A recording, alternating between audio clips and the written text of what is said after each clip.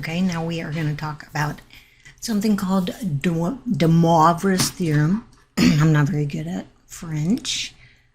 De Moivre, Abraham de Moivre, 1667 to 1754.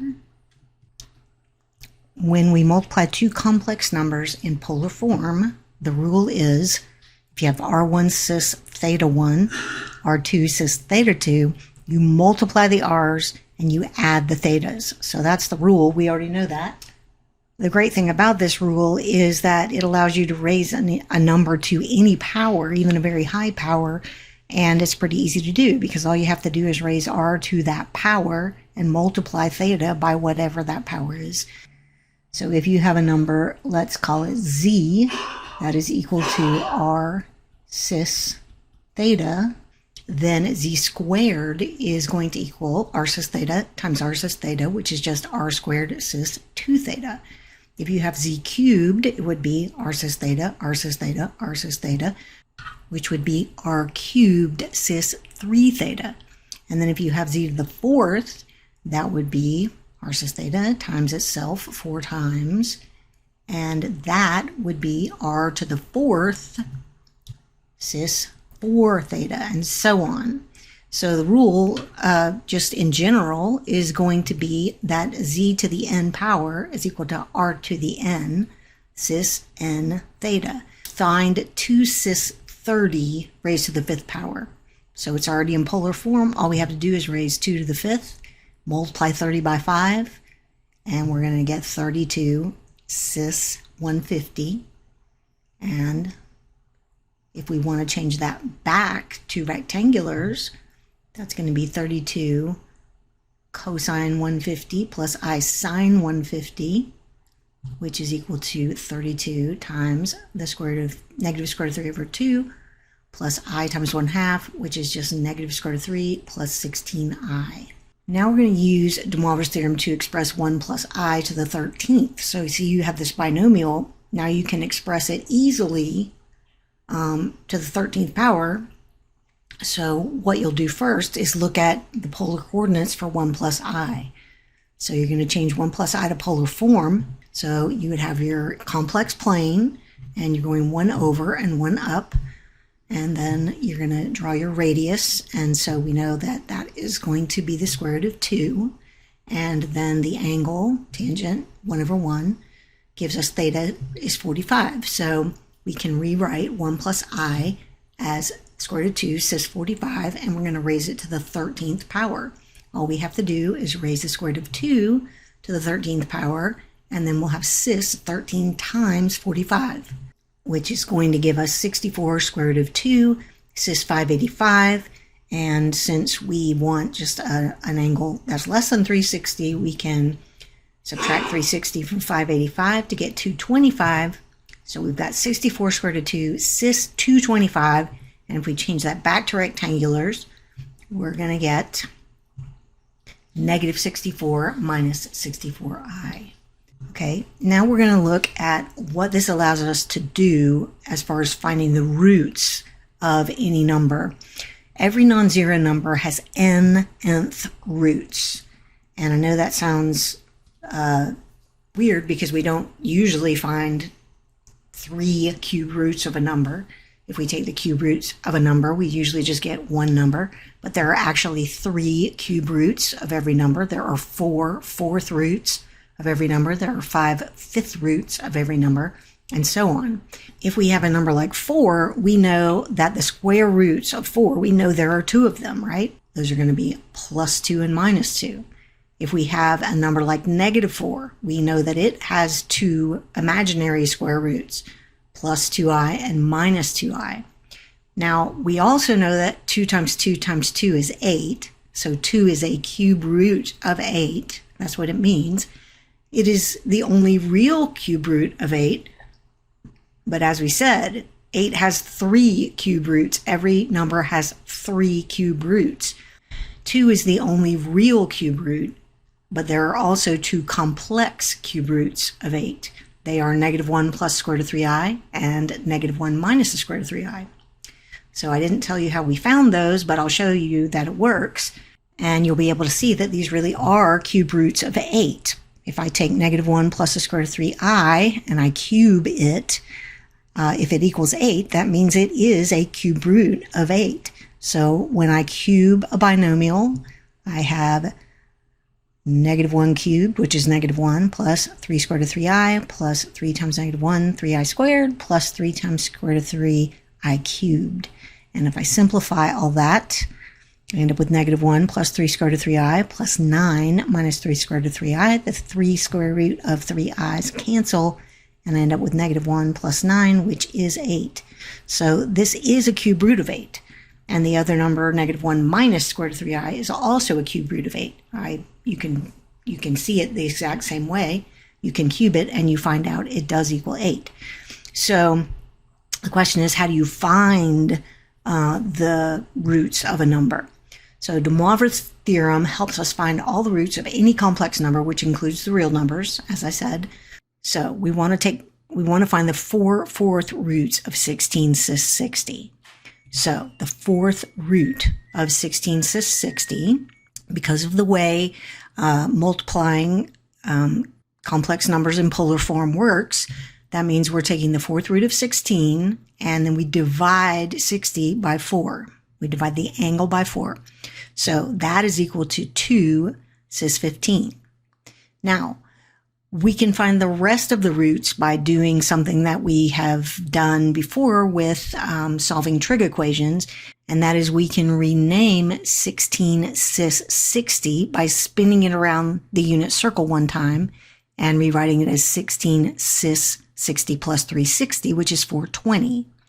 So we spin around, it's the same exact number. It's just I added 360 to the angle, which brings you right back to where you were. So if I take the fourth root of this number, which is the same as 16 cis 60, I will again take the fourth root of 16 and I will divide the angle by 4. And this time I will get 2 cis 105. All right, and now I'm going to do it again. I'm going to spin around the circle again, and this time I'll take the fourth root of 16 cis 420 plus 360, which is 780. So I'll take the fourth root of 16 again, and I'll divide 780 by 4, and that'll give me 2 cis 195 degrees. And then I'm going to do it one more time. I'm going to spin around the circle again, and I'm going to take the fourth root of 16 cis 780 plus 360, which is 1140. I'm going to take the fourth root of 16, and I'm going to divide 1140 by 4, and that will give me 2 cis 285. If you look at these values that we got over here, we started with 2 cis 15, and what do you notice about these angles? This is 15 plus 90, this is 105 plus 90, this is 195 plus 90. So instead of adding 360 and dividing by 4, which is basically what we did the whole time, we can just say 360 over 4 is 90 and just add 90 to the angle until we get back to where we started. So the reason only four numbers come out of this, because we're finding the 4 fourth roots. If I were to add 90 again to 285, I'd get 375, which is 15. So I can't go any further. Okay, we want to find the 5 fifth roots of I. So the first thing we need to do is change I to polar form. So remember I, we could write it as 0 plus I. And if we go 0 to the right and 1 up, puts us right here. And so this is 1 cis 90 degrees. So I is equal to 1 cis 90.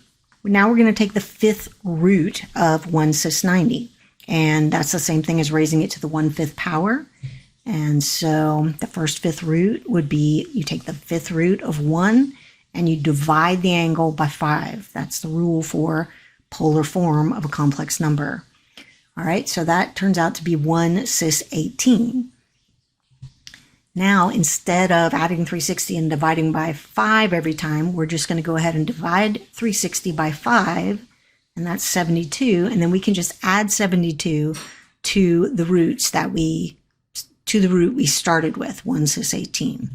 So the first root is the first fifth root of I is 1 cis 18. The The second one is going to be 1 cis 18 plus 72, or 1 cis 90. The next one is going to be 1 cis 90 plus 72, which is 1 cis 162. We'll add 72 again, and we'll get 1 cis 234. Add 72 again, we get 1 cis 306. And you can see that if you raise 1 cis 18 to the 5th power, that would be 1 to the 5th, cis 18 times 5, which is 1 cis 90, which is I. If you raise 1 cis 90 to the 5th power, you get 1 to the 5th, which is 1.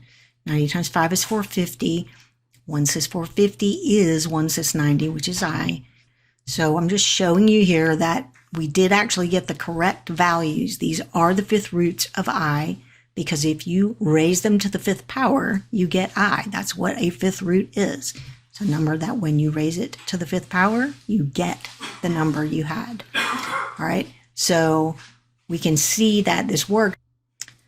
All right, now we want to find the 2 square roots of 1. We already know the 2 square roots of 1 are positive 1 and negative 1, but let's pretend we don't know, and we will go ahead and graph the number 1 plus 0i on the complex plane, and it looks like this, and that is 1 cis 0 degrees.